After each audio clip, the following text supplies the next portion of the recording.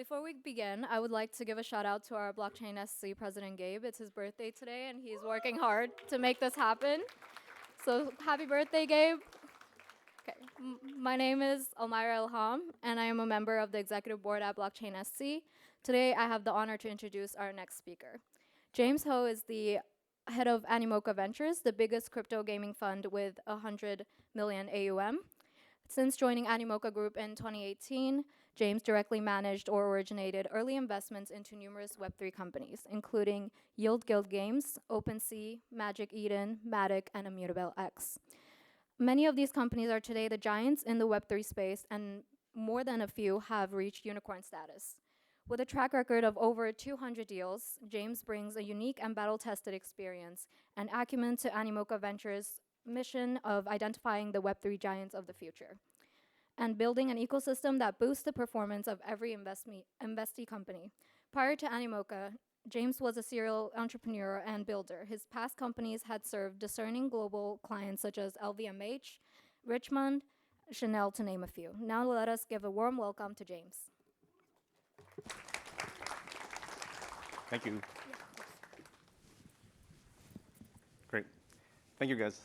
Thanks for inviting me here today. I think I want to thank the Veda team for inviting me. This is the last leg of my 35-day trip in the US, so it's been pretty exhausting, so excited to be here. Covered six cities in the last couple of weeks, so it's been a pretty intense travels. I'll be in Paris for those who are going to be in Paris Blockchain Week, and also Token 2049 in Dubai as well. So I want to keep it pretty light. I wanted to ask the people in attendance to ask more questions. I think the goal is, to share some of the deep insights of what we've seen back in 2018, what we're seeing now in this cycle that has sort of, arisen through the winter. Very excited to be here today. So I started back in Animoca in 2018, and for those that were in this space during this time, it was a pretty rough time. And I think I'm very thankful and grateful to have seen the last two bear cycles. I think there's a lot of appreciation for being the bear cycle because we had deep conviction in betting on some of the key founders. Our founder of Animoca, Yatsu, was really driving us to really believe in the future of digital asset. This really started off in our first investment in a company out of Vancouver called Dapper Labs. We had the chance to really publish CryptoKitties. For those that know CryptoKitties, it was one of the first companies to use ERC-721. That sort of shed the light, and it really gave us a eureka moment when we published CryptoKitties to crash the Ethereum network. We pivoted the company. Animoca is actually a 20-year-old company, really getting the first foray into free-to-play. Crashing the Ethereum network got us extremely excited about what the future held for digital ownership. And we actually started really operationalizing the team to go into Web3. So luckily, I joined the team in 2018, tough times, came up with a really simple strategy. What would we bet on in the future if we look in the lens of the future that were imperative for the success of Web3? My first investment at the time was actually OpenSea. There were 5 people building marketplaces. They were ones that were the most technical. So luckily, we had a chance to really bet on some of the key people. I was not a really big fan of cute things. That's changed now.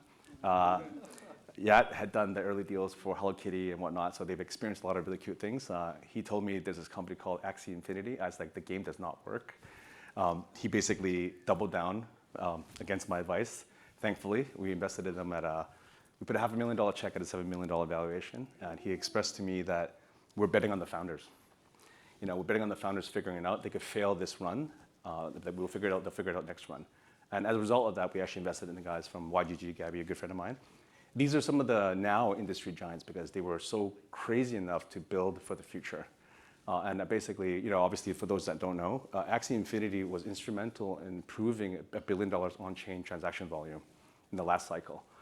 They put actual food on the table in countries like Philippines and also developed nations that really sort of coined the term play to earn. Of course, it's not a perfect model because some people now look at it, there's some Ponzi-nomics on it. But without these companies like Axie and Steppen to prove $1 billion on-chain transaction volume, we wouldn't be here today in terms of talking about gaming. So who we are in terms of VC. I think what we've sort of learned as builders and early on builders, we are not really just a check. We look at a company and sort of get the deep down of understanding the founders and really look at strength in numbers. We built an impressive sort of ecosystem. We currently have over 500 companies within the ecosystem. And then we look at bold ideas. So for those out here today that are building, I highly recommend not even just looking at Animoca ecosystem, but for all the other participants in the space when you're fundraising, study the ecosystem. Look at what you're solving for other people before presenting to them, because I meet maybe 1,000 sort of companies a year. 90% don't look at our ecosystem.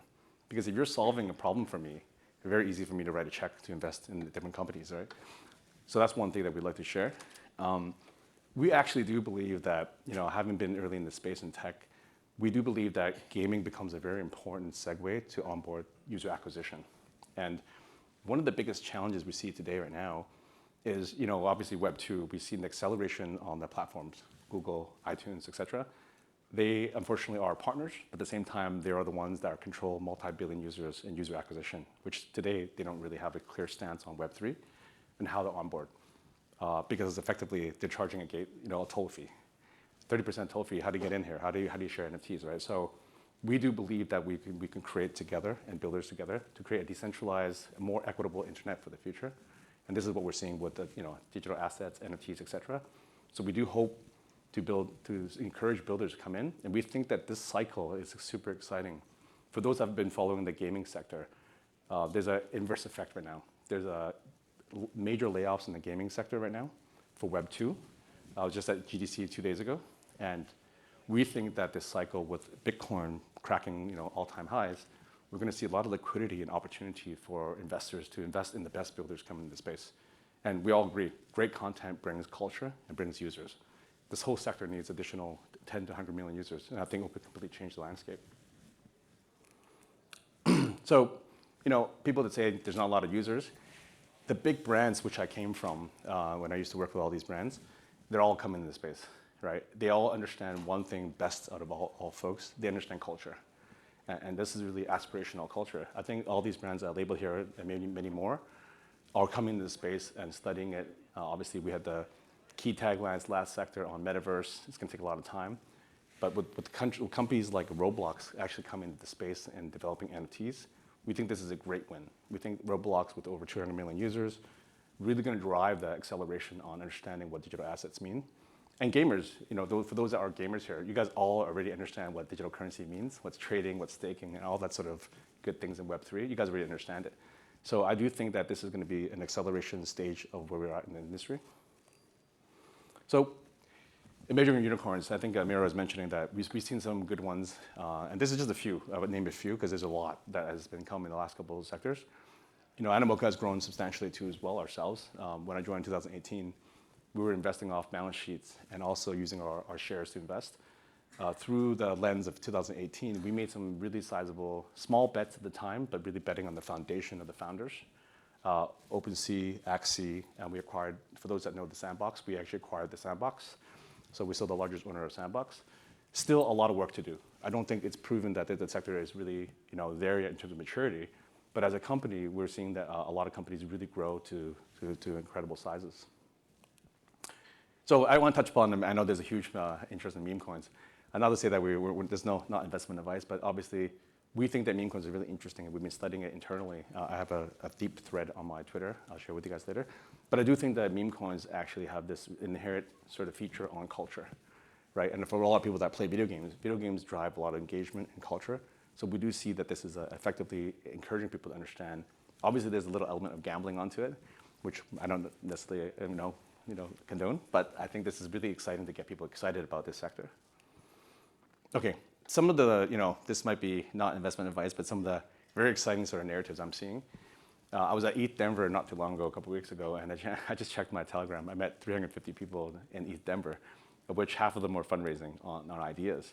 We think this is extremely exciting, right? We're seeing very pattern sort of takes right now, back in 2020, 2024. It's right back at the bull market. We invested in a company called Memecoin, for those that follow, have done very well. We think Memecoin is actually founded by a gentleman named Ray Chan, who was from 9gag. 9gag at the peak of it had 6 billion views a day on his website. So we think that he's looking at a long-term viability of building on a meme. Two is some of the narratives that you guys may have been following. Bitcoin is going to be, I believe, one of the key drivers of this cycle. The question is, can we build on Bitcoin, right? If we can build on Bitcoin, we're tapping into $1 to $1.3 trillion of liquidity in the market. This has been one of the hottest sort of narratives in discussion for this cycle. And I tell our founder that even Animoca as a company, the telltale signs of when the market's here is when we get rejected out of a deal. So we got kicked out of a deal because the market's that hot right now. So I think this is something for the builders out here, the engineers out here, you do study the ecosystem, what people are building, and understand the limitations and what opportunities are building. And AI. So for our fund two, which we're kicking off right now, we're looking at these key narratives, Bitcoin, AI, DePIN as some of the sort of founding industries that will shape Web3. So we started investing, seeding into companies like KIP Protocol, which is one of the first decentralized AI protocols that we think is going to be pretty powerful to protect digital ownership rights. So this is a slightly outdated, but I think for those that don't know, gaming is actually a massive, massive industry. It sort of makes music and box office movies pale in comparison. And why I put this here is we think that the industry is lacking a very clear mechanism for user acquisition still. As I mentioned earlier to you, that the traditional sort of platforms are still kind of restricted in growth. I think the latest numbers for gaming is about $190 billion. We think that this is the type of audience that will come into the space and really be the accelerant for user acquisition. If we added 20 million users to 100 million users into the space, the whole industry, including DeFi protocol, liquid staking, will all change, right? And we do see digital assets as one of the key sort of foundation pieces for this to drive. For those that have seen, Asia is taking a leadership role in terms of regulatory best practices. So our group sits with the Hong Kong government. They learned very early they missed out on some of the biggest companies in the world in Hong Kong. They operationalized the government to have a 24-person digital asset task force team. Hong Kong will be pushing forward 5 stablecoins and focus on DeFi protocol regulation. We've seen the same sort of developments in Japan as well too.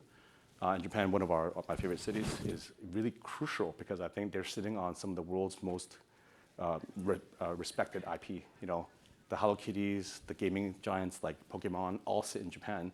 They're all studying Web3 and how we can come to this space as well too. So just to touch upon, I think we're super early, right? Animoca made the bet and investments in this space primarily because we felt that this sector had a lot of legs to grow for the future and iteration of the internet. We have seen in the past that gaming is the first driver of user acquisition.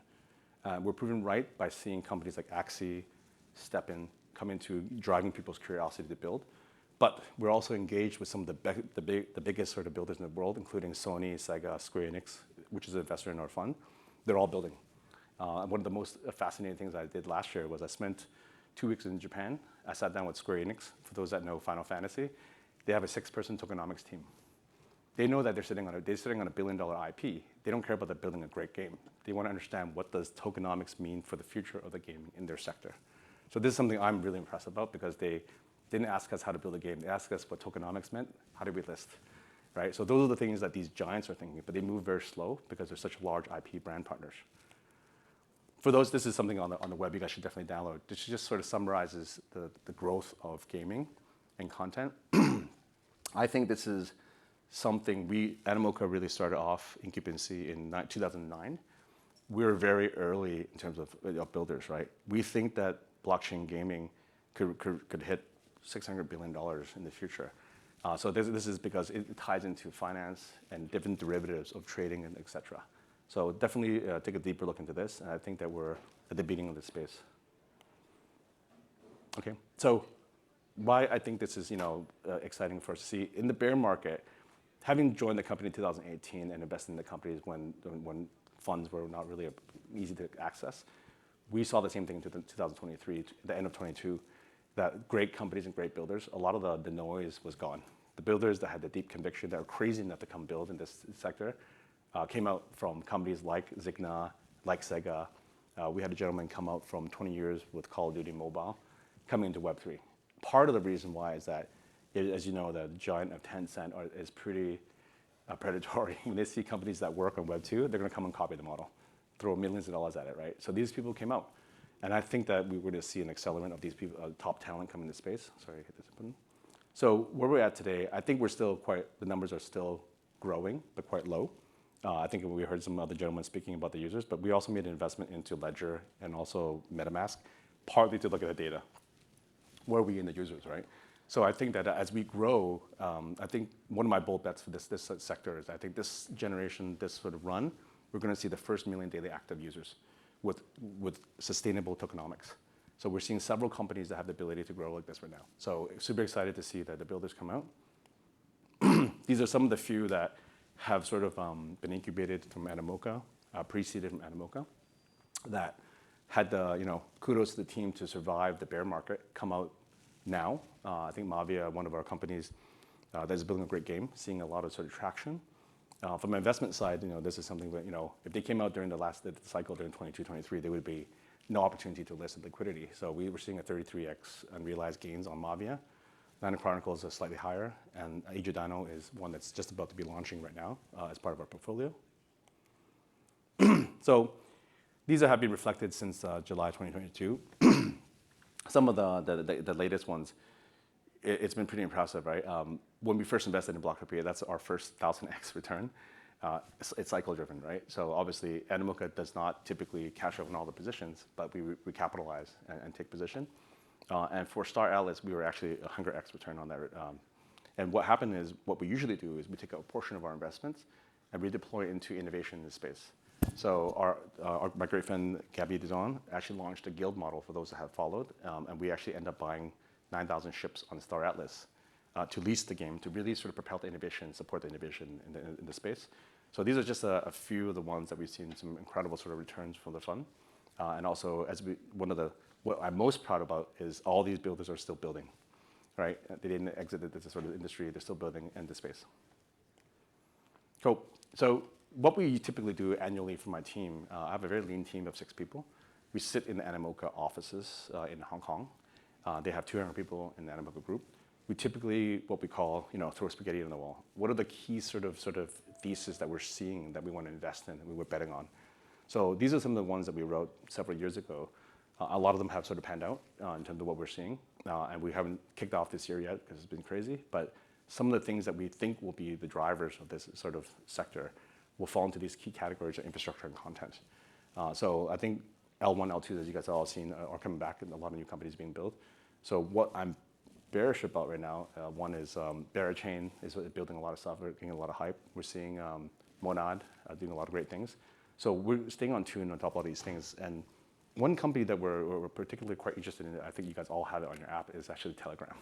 So we're investors in the Ton ecosystem. Ton ecosystem to us is another mechanism potentially to have a clear path of user acquisition. Arguably, they say they have 800 million users.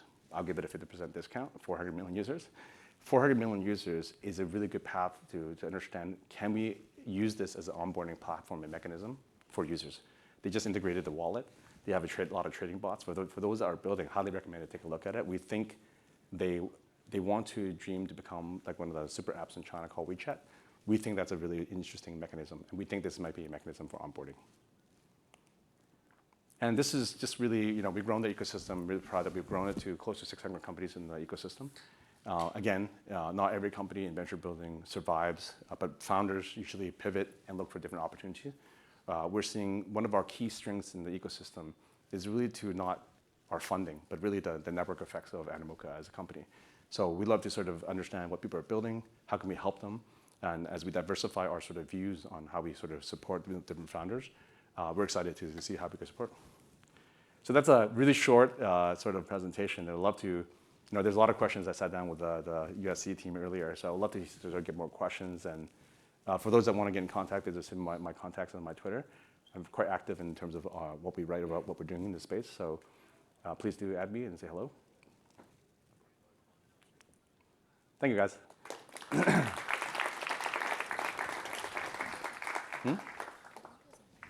Okay. Yep. So if there's any questions, please feel free.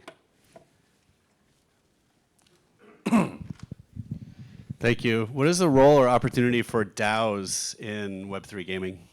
Oh, it's huge. If you guys have looked at, so we're one of the largest investors of, for those that know, the Bored Ape and Yuga Labs. So at the time, Animoca, we put $100 million into Yuga Labs at the time.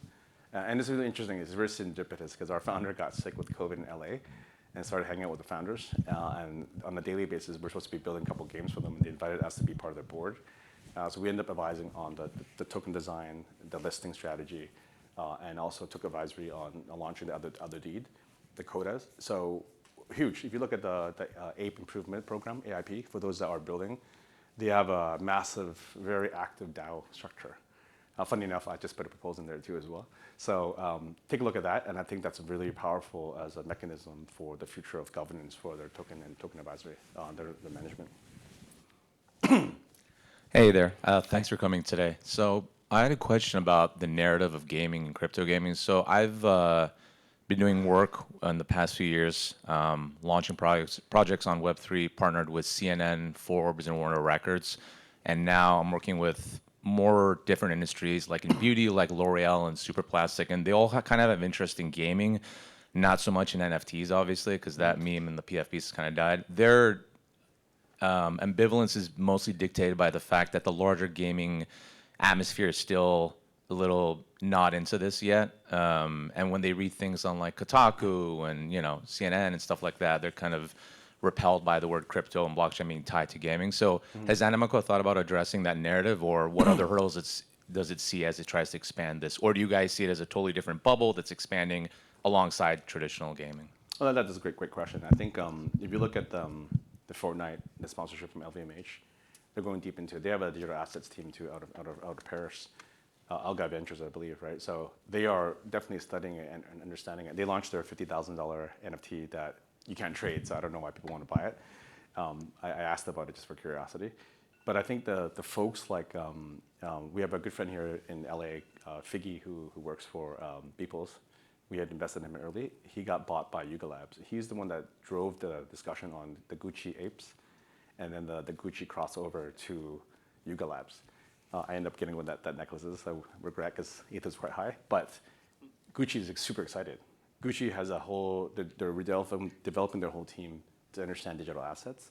So I think each company is at a different stage of understanding. We also work with a top firm out of New York called Anomaly. Anomaly is I think they won Agency of the Award this year, but L'Oreal, Chipotle, some of the biggest clients, right? Chipotle has, I think, 25 million users on the ambassadorship program. 2 years ago, they asked us, can we put Chipotle on Sandbox, and can they buy Chipotle anywhere in the world on Sandbox? So they have those questions, right? So a lot of fundamental technical challenges aren't solved yet, but I think coming from a brand side, I think every one of them want to be in this space, understand how they can connect better with their audiences. There's still sort of a lot of inherent risk and understanding. So I do think that we're seeing, as the pickup from the Japan community, I know Nintendo, they're all testing things, right? And then they're one of the, for me, one of the biggest IPs in the world, because they could do $1 billion at the box office with Super Mario Brothers, followed by a 20 million Zelda sold, and a 3 million download for Pokemon Sleep. Right? They are still a traditional business generating hundreds of millions of dollars from traditional mechanism, but they are studying what does digital asset mean for the future. And I think it's going to take a little cycle as we sort of have clear regulatory sort of listing structure and revenue generation, right? So brands are asking for us that we're meeting, and Sandbox is a really good sort of gauge. Sandbox, I believe, signed over 150 brand partners on the Sandbox ecosystem, and they initially signed The Walking Dead on Sand. So they built a whole Walking Dead ecosystem there as well. So I definitely think they're coming in. I think they're being more cautious. Similar to 20 years ago when digital wasn't a thing yet. That's I'm showing my age, but they didn't have a digital team, right? A digital team was very new to them because they don't understand search, ad tech at the time. I think Web3 is not really digital, but they're throwing it into that bucket. Heather. Hi, yeah, hello. Thank you, James. Thank you for coming. Really informative talk. I think this actually dovetails into my question. You started answering it there already with Web3 and the desktop interface, right, presents a lower barrier to entry, but what about the consoles, right? So you mentioned Nintendo, Sony, Microsoft, the three biggest consoles for gaming. I'm currently, pretty deep into the Zelda adventure right now on the Switch. I have young children. They're very invested in the console experience. Yeah. So how are those, and you mentioned that they're starting to dabble, but like where are we right now with those major console manufacturers? Oh, that's a great question. I think if you look at, we have a company in our portfolio called Darewise. So Darewise, Ben Chobert has taken a leadership role on Ordinals, but he's ex-Ubisoft. So he spent a decade, I think he spent a decade at Ubisoft, and he also worked on Assassin's Creed. So obviously Ubisoft is still a family-run sort of one of the larger studios. but they put a strategic investment check in Animoca a couple years ago, really to stay on top of understanding what this means. I think a lot has to do with the governance of the actual Microsoft. We have another company out of Japan, and I think he's in San Fran now, called Swords of Gargantia, which is on the Oculus. So they have like 500,000 downloads, pretty impressive, high revenue generating. They came to us for investment because they wanted to see if their game can parlay into a digital asset and collectibles. And they're very close to the Oculus team, but they can only launch on non-official Oculus storefront at the moment. So a lot of it has to do with the conglomerate still weighing their T&Cs and legal. How do we generate revenue from Web3 gaming? And I think this is where the opportunity is, right? And obviously these games are quite big in terms of budgets, right? One of the closest ones I could sort of say is Sharpnel. I think the group level put a check in there. These guys came from the Microsoft studios, right? So they are coming, but I think, again, boils down to distribution, right? The traditional publishing model. Do we have a clear mechanism of publishing? And do we have a clear mechanism of revenue share for these companies? I think the future of revenue share, I think the gentleman before me spoke, wallet as a service. On-chain wallet, and we invested in maybe 4 or 5 wallets. One particular one that's doing quite well is called Particle Network. We think the future of on-chain transaction volume will really be the best mechanism for revenue generation, right? If I hold 10 million users, you hold 10 million users, and our players play across each other's game, that sort of relationship should be done on-chain, completely transparent. You take revenue from my users, our NFTs can cross interoperability.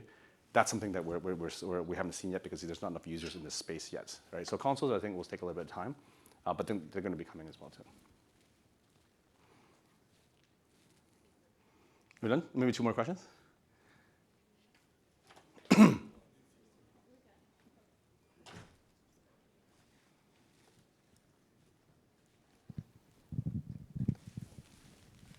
Thank you.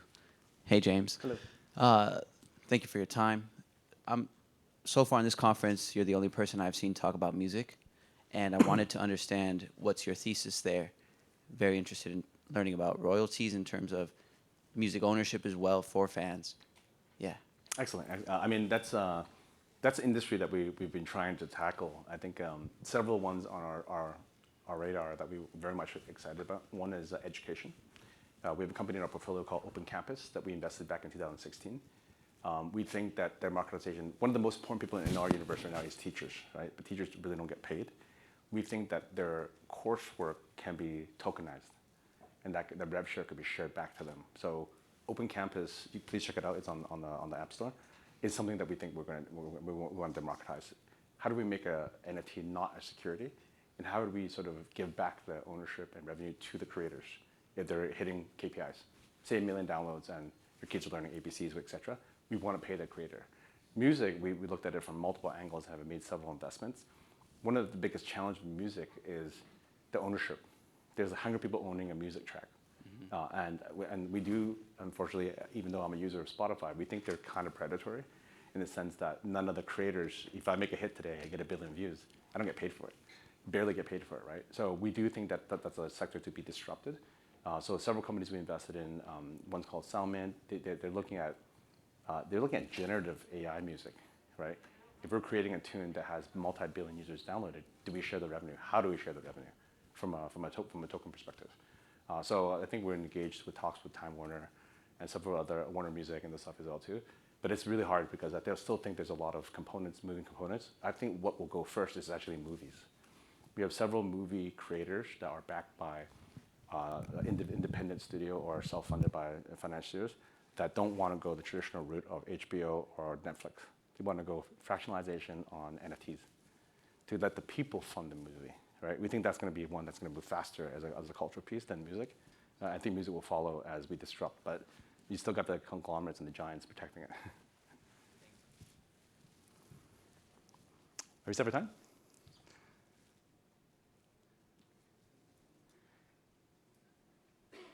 There, let's give him a round of applause. Thanks, guys. Thank you, guys. James.